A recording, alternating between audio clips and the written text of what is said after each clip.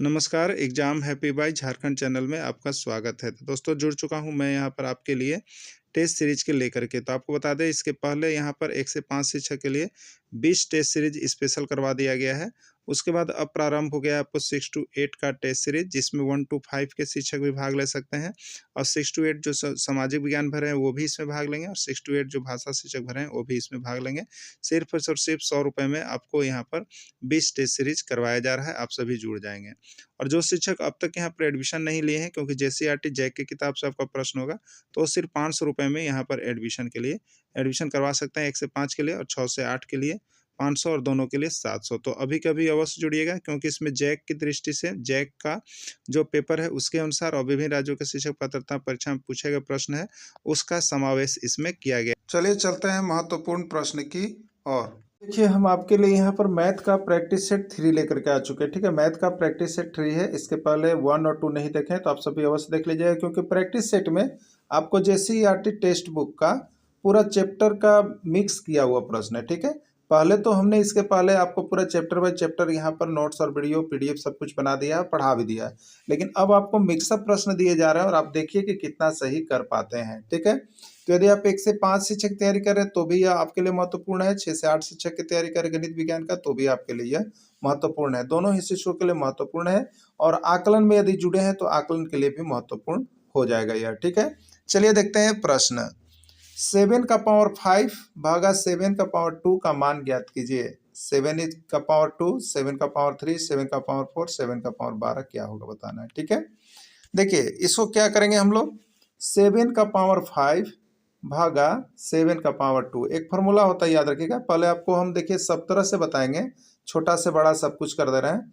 एक फार्मूला होता है ए एम भागा ए एन, तो इसका रिजल्ट कितना आता है ए का पावर एम माइनस एन। ठीक है, अगर इसके आधार पर आप बनाइएगा तो 7 का पावर 5 भागा 7 का पावर 2 तो 7 हो जाएगा और इसको लिखेंगे 5 माइनस 2, तो 7 और 5 में से 2 गया तो कितना बच गया, 3 बच गया। ठीक है, तो 7 का पावर 3 होगा, यानी इसका राइट आंसर बी होगा अगर फॉर्मूला के अनुसार बनाइएगा तब। ठीक है, चलिए अब देखिए अगर इसको आप भाग, जिसे 7 का पावर 5 है भागा मतलब हो गया बट्टा 7 का पावर 2, इसको लिख सकते हैं हम लोग। अब 7 का पावर 5 का मतलब 7 हम कितना बार लिखा है, 7 5 बार लिखेंगे। 7 कितने बार लिखेंगे, 5 बार लिख दिया हमने। और 7 का पावर 2 है तो कितने बार लिखेंगे, 2 बार लिखेंगे। एक 7 कट गया, एक 7 कट गया, 7 का गोचा 3 को, 7 पावर 3 आंसर बी इसका राइट आंसर हो जाएगा। ठीक है, देखिए नीचे बनाया हुआ भी है, इस तरह से आप बना सकते हैं फॉर्मूला के अनुसार भी और बाकी उसके अनुसार। 11 का पावर 5 भागा 11 के पावर 4 का मान बताओ।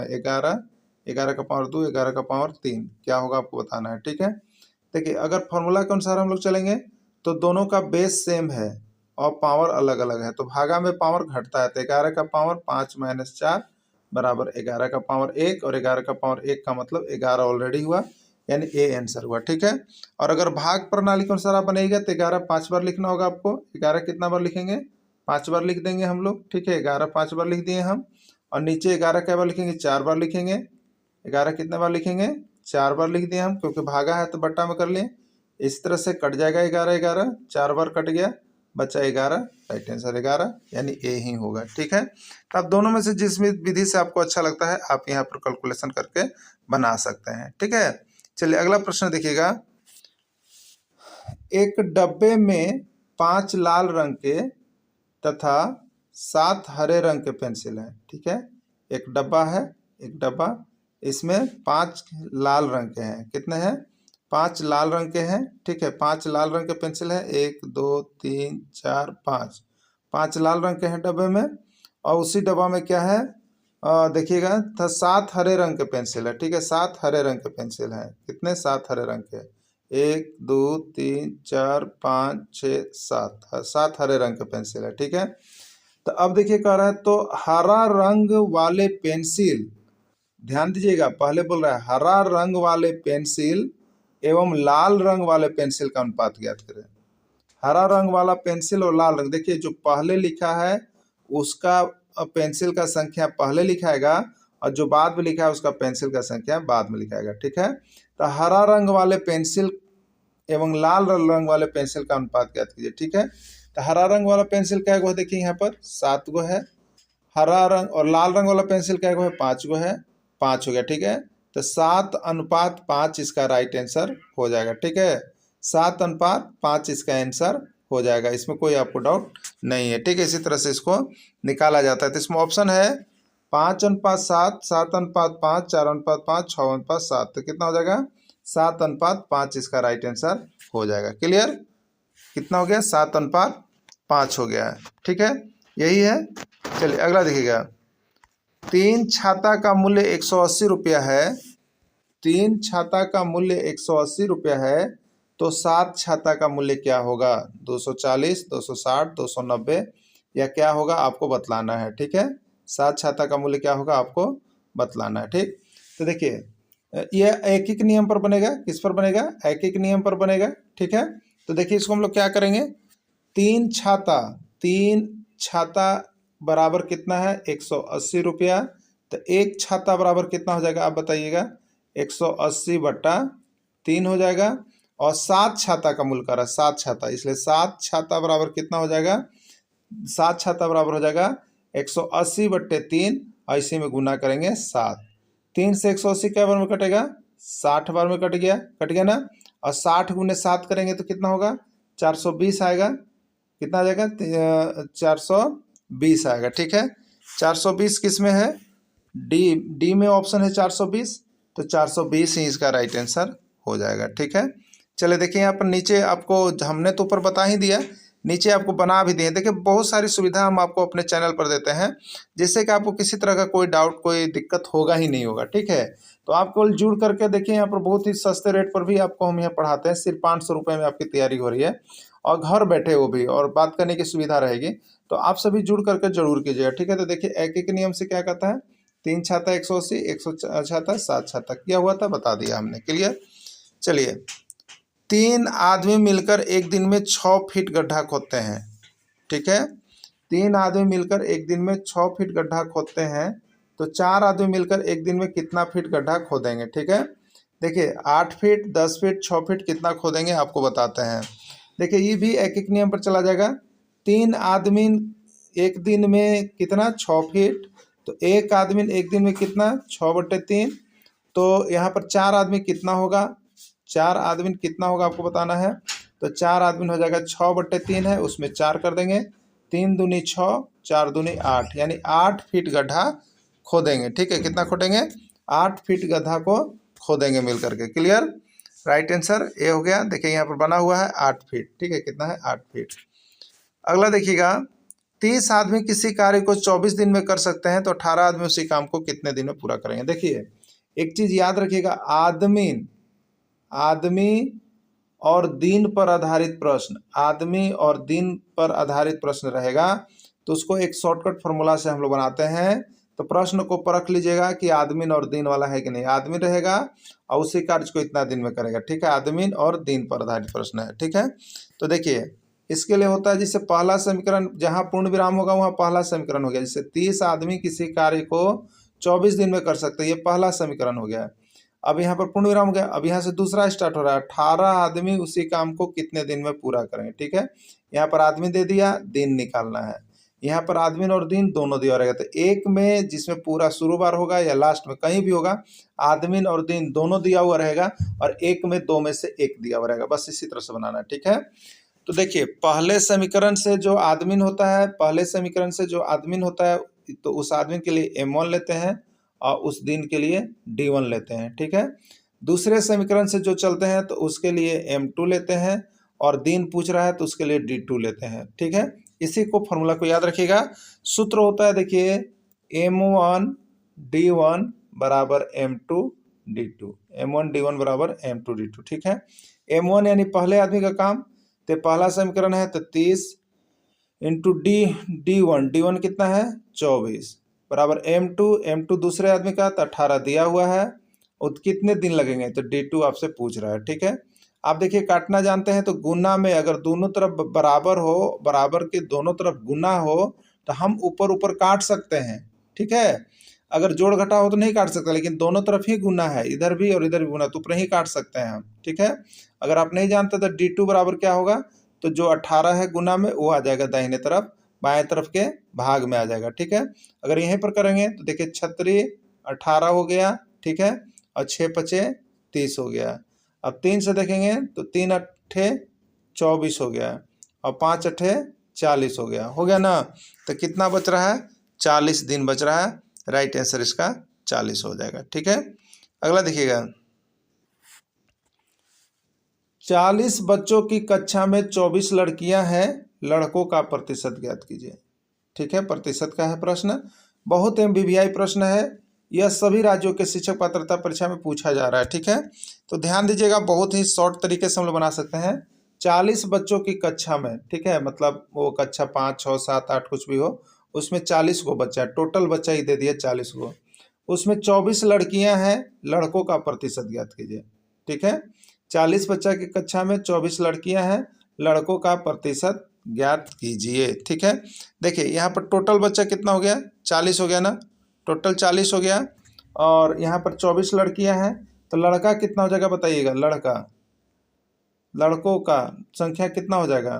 तो 40 में से 24 को घटा लीजिएगा, कितना बच जाएगा? 16। कितना बच जाएगा? 16। अब इसका हम लोग प्रतिशत निकाल देंगे, ठीक है। इसका प्रतिशत निकाल लीजिएगा यहाँ पर, तो 16 हो गया। लड़का का संख्या बट्टे कुल संख्या करके देखिए यहाँ पर निकाल लीजिएगा, ठीक है। प्रतिशत निकालने के लिए क्या करिएगा? देखिए यहाँ लड़का का संख्या, ठीक है, लड़का का संख्या बट्टे कुल संख्या इंटू 100 होगा। तो लड़का का संख्या 16, कुल संख्या 40 और इंटू 100 कर दीजिएगा, ठीक है। 20 दूनी 40, 20 पच्चे 100, 2 से कितना हो गया? 8 16, 8 पच्चे 40, यानी 40% हो गया, ठीक है। देखिए यहाँ बना हुआ भी है सब टोटल इस तरह से, लेकिन इस तरह से कर लेना है, ठीक है। जिसका भी प्रतिशत निकालना है उसका देखिए यहाँ पर होता है उसकी संख्या बट्टे कुल संख्या इंटू 100, ठीक है। अगर लड़की का संख्या पूछता है यहाँ पर, ठीक है, अगर लड़की का संख्या पूछता तो लड़की का ऑलरेडी दिया हुआ था, तो 24 और बट्टा 40 और गुने कितना कर देते? 100 कर देते, ठीक है। 20 दूनी 40, 20 पचे 100 और 2 से कितना हो गया? 12, 12 पचे 60, यही आंसर हो जाएगा, ठीक है, यही आंसर हो जाएगा, 60% हो जाता। तो इस तरह से आप लोग बना लीजिएगा, ठीक है। देखिए अगला प्रश्न है, 25 कलमों के समूह में 10 कलम नीला लिखते हैं, ठीक है, शेष काले रंग के हैं, काले रंग में लिखने वाले कलमों का प्रतिशत ज्ञात कीजिए। अब काला रंग है, ठीक है। क्या यहाँ पर कह रहा है? देखिए टोटल 25 कलम है, टोटल कितना है? कुल कलमों की संख्या 25 है, कुल कलम की संख्या 25, उसमें से 10 कलम नीला, नीला कलम कै गो है? 10 गो है, नीला कलम 10 गो है, ठीक है। तो काला कै गो होगा बताइए? काला कै गो होगा? 25 गो टोटल पेने है, जिसमें 10 गो नीला है, तो काला कै गो होगा? तो 25 में से 10 घटा दीजिएगा तो 15 बच जाएगा, ठीक। अब जिसका भी प्रतिशत निकालना हो, चाहे नीला का निकालना हो चाहे काला का निकालना हो, तो उसके लिए अभी सूत्र बताए थे आपको। तो पूछा काले रंग का प्रतिशत, ठीक है। तो काले रंग का प्रतिशत बराबर क्या हो जाएगा? तो काले रंग का प्रतिशत बराबर काले रंग की संख्या, क्या हो गया? काले रंग की संख्या बट्टे कुल संख्या बट्टा कुल संख्या इंटू 100, ठीक है। तो काले रंग का संख्या था कितना? तो 25 में से 10 गया था 15, ठीक है। तो 15 बट्टा 25 और गुने कितना हो गया? 100, ठीक है। 25 चौके 100 और 15 चौके 60, यानी 60% जो है काला पेन है। तो कै परसेंट नीला पेन हो गया? तो 60%, 100 में होता है टोटल परसेंट, तो 100 में से 60 घटा दिएगा तो 40%, ऐसे भी निकाल सकते हैं। तो नीला हो गया 40% और काला हो गया 60%। आपसे पूछा है काले रंग के कलम का प्रतिशत, किसका पूछा है? काले रंग में लिखने वाले कलम का प्रतिशत, तो 60% हो गया। क्लियर? चलिए इस तरह से आप बना लीजिएगा। देखिए यहाँ पर इस तरह से हम बना भी दिए हैं। कुल कलमों का संख्या 25, नीला और काला 25, नीला 10 प्लस काला 25, इसलिए काला 25 माइनस 10 15। तो देखिए ये सब जब डीप में आपको पढ़ाना हो तब आप कीजिएगा, लेकिन जब शॉर्ट में करना हो बहुत कम समय जब कंपटीशन में, तो ऊपर जैसे आपको जल्दीबाजी में हम बताएं उस तरह से बनाइएगा। और नीचे देखिए ट्रिक भी दिया हुआ है, 60% किया हुआ है, ठीक है। चलिए अगला देखिएगा, इसमें कौन एक पदी व्यंजक है? 2xy + 1, x + y, 2x + 2, x + 3 या कोई नहीं, ठीक है। इसका राइट आंसर होगा कोई नहीं। एक पदी व्यंजक में केवल एक ही पद रहना चाहिए, जिसमें एक किसी में चर राशि होना चाहिए। जैसे 2x एक पदी व्यंजक है, xy एक पदी व्यंजक है, 5x एक पदी व्यंजक है, 9xy एक पदी व्यंजक है। तो केवल एक पद रहेगा तो वो एक पदी व्यंजक होगा। क्लियर? क्लियर है ना। तो इसमें कोई भी एक पद वाला नहीं है, सब दो पद है। चलिए अगला देखिएगा, यहाँ पर नोट्स आपको बना हुआ है, जिसमें केवल एक ही बीजीय व्यंजक रहते हैं उसे एक पदी व्यंजक कहा जाता है। जैसे x Y, 2x, 3ab, 5b, ये सभी एक पदी व्यंजक है। ठीक है, देखिए इसमें कौन द्विपद है, इसमें कौन द्विपद है आपको बताना है। ठीक है, 2x+3, 2x, 2xy plus 5x+5, 2+3। ठीक है, देखिए द्विपद है तो इसमें दो गो पद है, ये द्विपद है आप कह सकते हैं। इसमें एक गो पद है, एक पदी है। इसमें तीन गो पद है, त्रिपदी है। और 2+3 ये कोई पद ही नहीं है। अब बोलिए कि भी तो दो गो पद है सर। हाँ, व्यंजक होने के लिए, द्विपद होने के लिए किसी, ये 2+3 लिखा हुआ था ना, इसमें किसी में चर राशि होना चाहिए। जैसे इसमें भी x होता या इसमें x होता, ये 2x+3 होना चाहिए या 2+3x होना चाहिए, तब द्विपदी होगा। कि मतलब उसमें चर राशि लगा हुआ होना चाहिए। सिर्फ कोई 3+5 लिख देगा तो ये कोई पद ही नहीं है, ये द्विपद नहीं कहला जाएगा। ठीक है, क्लियर हो गया ना। तो ये द्विपदी में कौन आएगा, 2x+3 आएगा। क्लियर। चलिए अगला देखिएगा, यहाँ पर देखिए नोट्स भी आपको जो हमने बताया वो चीज किया हुआ है, तो सब चीज़ आपको बना बनाया हुआ मिल रहा है। और बहुत ही अच्छी तरह से आप यहाँ से तैयारी कर सकते हैं, क्योंकि सब JCRT टेक्स्ट बुक का है और सब प्रश्न भिड़ेगा एग्जाम में। 5,000 रुपये का 20% वार्षिक ब्याज की दर से 3 वर्ष का साधारण ब्याज ज्ञात करें। 2,000, 3,000, 4,000 या 5,000। ठीक है, देखिए 5,000 रुपये ये क्या हो गया, मूलधन हो गया ना, मूलधन जिसको हम लोग P कहते हैं ना, प्रिंसिपल। 5,000 रुपये 20% वार्षिक ब्याज की दर से था। आर आपको दे दिया, कितना दे दिया दर, 20%। 3 वर्ष का टाइम दे दिया आपको, देखिए 3 वर्ष का साधारण ब्याज ज्ञात करना है, SI निकालना है। ठीक है, तो फॉर्मूला क्या होता है, साधारण ब्याज बराबर मूलधन गुने समय, मूलधन गुने समय गुने दर बटा 100 लिख दिया ना। अब देखिएगा तो इसको बना लेते हैं, मूलधन गुने समय गुने दर बटे 100। मूलधन कितना है 5,000, गुने समय कितना है 3, गुने दर कितना है 20, और बट्टा कितना हो गया 100। ठीक है, यहाँ पर 100 दो जीरो से दो जीरो हम काट सकते हैं। ठीक है, तो अब कितना हो गया, गुना कर लीजिए पहले, 5 तिया 15, 15 दूनी 30 कर लिए। जीरो कैगो बचा, 1 और 1 2, 2 जीरो यहाँ ले लिए, यानी 3,000 रुपये हो जाएगा। कितना, 3,000 रुपये हो जाएगा इसका राइट आंसर, यानी राइट आंसर बी होगा। ठीक है, राइट आंसर इसका बी होगा। क्लियर। तो इस तरह से बना लीजिएगा इसको।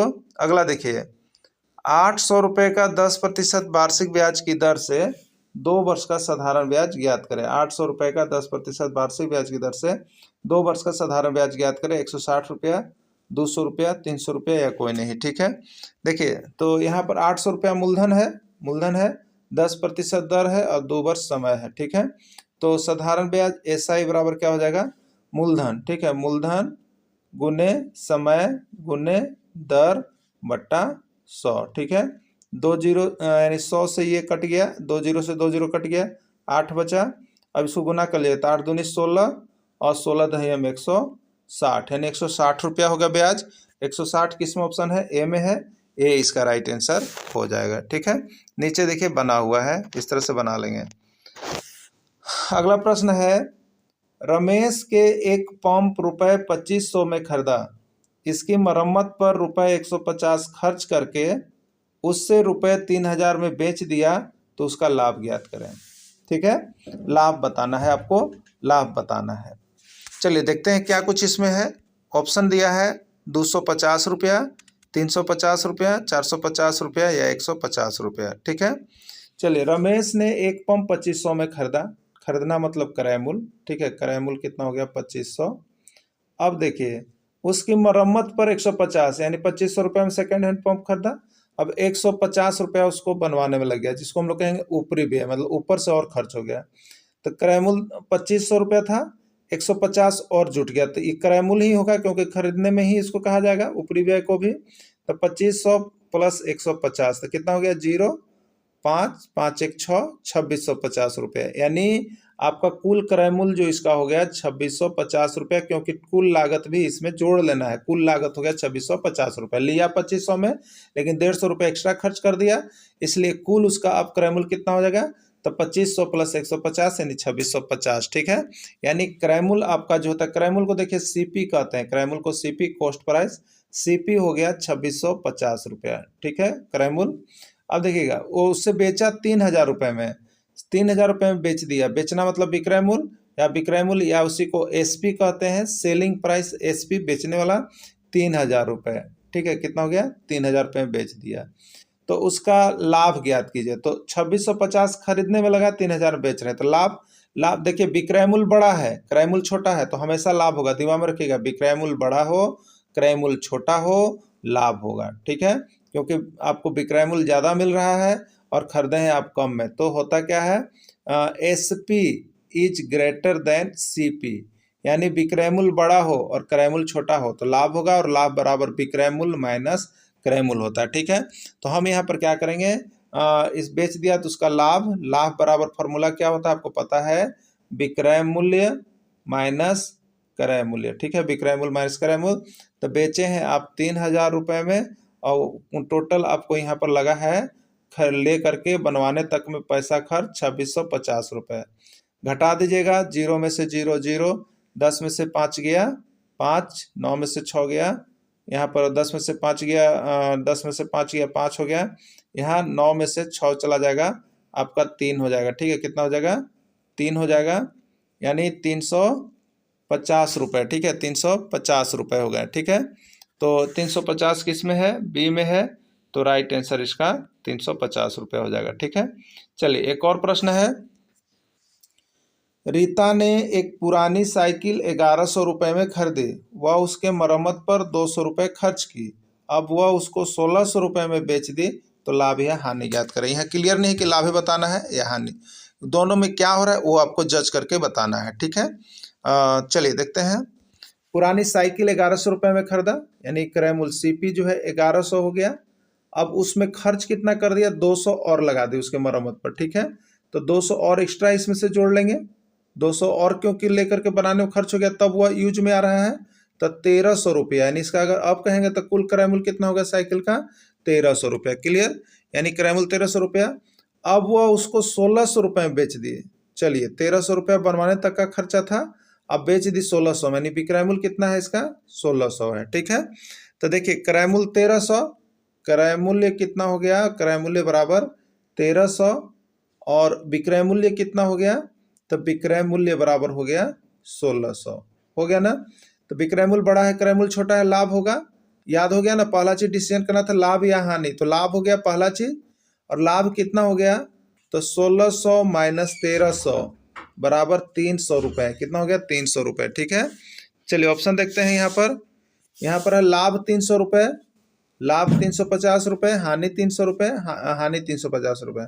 तो सबसे पहला चीज ये दोनों तो कट जाएगा, हानि नहीं लाभ हो रहा है, और लाभ कितना हुआ? 300 रुपया, राइट आंसर ए हो जाएगा, ठीक है, राइट आंसर ए हो जाएगा।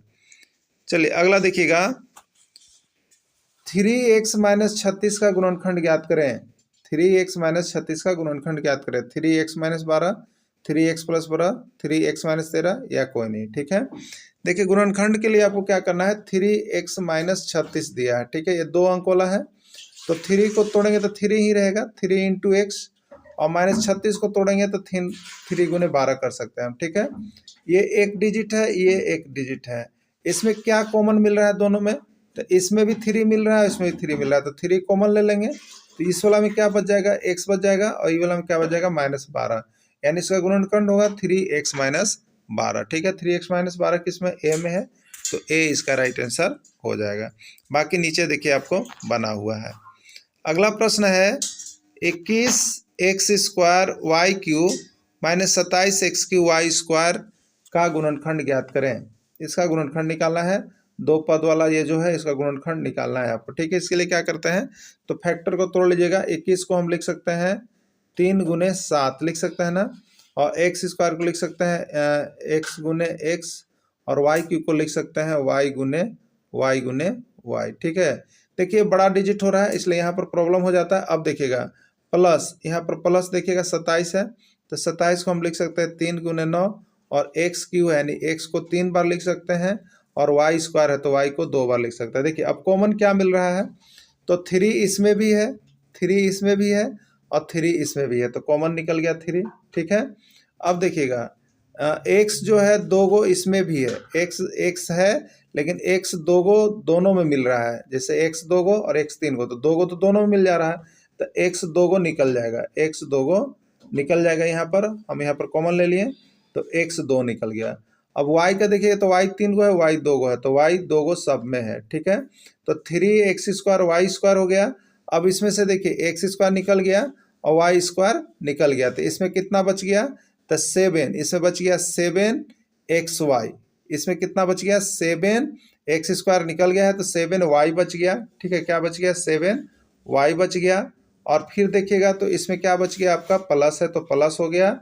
अब इसमें क्या बच गया y निकल गया है तो 9 बच गया, कितना बच गया 9 और x बच गया, ठीक है 9x बच गया।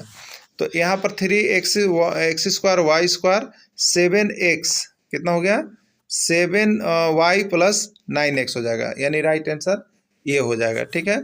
इसी तरह से इसको यहाँ पर कंप्लीट करना है। बाकी देखिए यहाँ पर लंबे में बने हुए हैं, अगर वहाँ पर आपको दिक्कत हुआ तो यहाँ पर देखिए बनाया हुआ है, इसको आप देख करके बना लीजिएगा, क्लियर हो जाएगा। अगला प्रश्न है, किसी संख्या के 3 गुने में 8 जोड़ने पर 32 प्राप्त होता है तो वह संख्या ज्ञात कीजिए। बहुत बार प्रश्न पूछा गया है, ऐसा प्रश्न आपके एग्जाम में आ रहा है, ठीक है। किसी संख्या के 3 गुने में 8 जोड़ने पर 32 प्राप्त होता है, वह संख्या ज्ञात कीजिए, ठीक है। वह संख्या हमको मान लिए कि x है, वह संख्या मान लिए कि x है, ठीक है। तो 3 गुना मतलब 3 से गुना कीजिए, तो संख्या के 3 गुना, तो संख्या x है उसमें 3 से गुना किए हैं, तो किसी 3 गुना हो गया, संख्या का 3 गुना 3 से गुना है, में 8 जोड़ने का रहता है 8 जोड़ दीजिए, पर 32 प्राप्त होता है, यानी रिजल्ट बराबर 32 प्राप्त हुआ, ठीक है। तो संख्या ज्ञात कीजिए, तो संख्या ज्ञात कर लीजिए, यानी आपके पास अब यहाँ पर जो चर राशि बन गया, समीकरण बन गया, वो 3x + 8 = 32 बन गया। इसको सॉल्व कर लीजिएगा आप, ठीक है। तो क्या हो जाएगा 3x बराबर जब हम करेंगे तो 8 को किधर लेंगे दाहिने तरफ, तो बराबर में पहले 32 था तो 32 लिखाएगा, और 8 जा रहा है इसलिए प्लस है, तो जब बाउंड्री पार करेगा तो माइनस हो जाएगा, ठीक है। 3x बराबर कितना 32 में से 8 जाएगा, आपका बच जाएगा अब 24, ठीक है। अब x बराबर क्या होगा, 3x बराबर आपको कितना आ गया है 24। x निकालना है तो x के साथ जो अंक x बराबर जैसे ही लिखेंगे तो जो बराबर के बाद लिखा हुआ रहता है उसको पहले आप लिखिएगा। अब x के साथ जो राशि गुना में है वो जब दाहिने तरफ जाएगा तो वो भाग में बन जाएगा, तो 24/3 हो जाएगा, ठीक है। 24 में 3 से यानी 8, यानी वह संख्या 8 है, ठीक है। 8 किस में ऑप्शन है, सी में ऑप्शन है, सी इसका राइट आंसर हो जाएगा। देखिए यहाँ पर बना हुआ है, आप बना लीजिएगा। अगला प्रश्न है, किसी संख्या के 2/3 में से 5/2 घटाने पर 3/2 प्राप्त होता है, वह संख्या ज्ञात कीजिए, ठीक है। चलिए देखते हैं, किसी संख्या के 2/3 में से, किसी संख्या का 2/3 संख्या मान लीजिए x है, उसका 2/3 में से 5/2 घटाने पर 3/2 प्राप्त होता है, 3/2 प्राप्त होता है। जैसे जैसे कहता है उसी उसे समीकरण बना लीजिए, ठीक है। अब आपका कितना समीकरण हो गया, तो आपके पास समीकरण हो गया, आपके पास यहाँ पर जो समीकरण हो गया वो हो गया आपका 2x/3 - 5/2 = 3/2, यही हो गया ना। चलिए देखिए इसको सोल्व करेंगे हम लोग, क्या करेंगे इसको सोल्व करेंगे, 2x/3 - 5/2 = 3/2, यही है। चलिए आगे जब चलेंगे तो 2x/3 बराबर क्या हो जाएगा, तो ये -5/2 है, ये इधर चला जाएगा 3/2 की तरफ, ठीक है। तो माइनस में है तो किस में जाएगा, प्लस में जाएगा, ठीक। तो आपके पास कितना हो जाएगा 3/2 + 5/2 हो जाएगा, ठीक है। अब ये भिन्न का जोड़ हो गया, भिन्न का जोड़ का काम कीजिएगा तो 2 का एलसीएम कितना हो जाएगा 2 हो जाएगा, और ऊपर हो जाएगा 3 + 5, कितना हो जाएगा 3 + 5 हो जाएगा ना।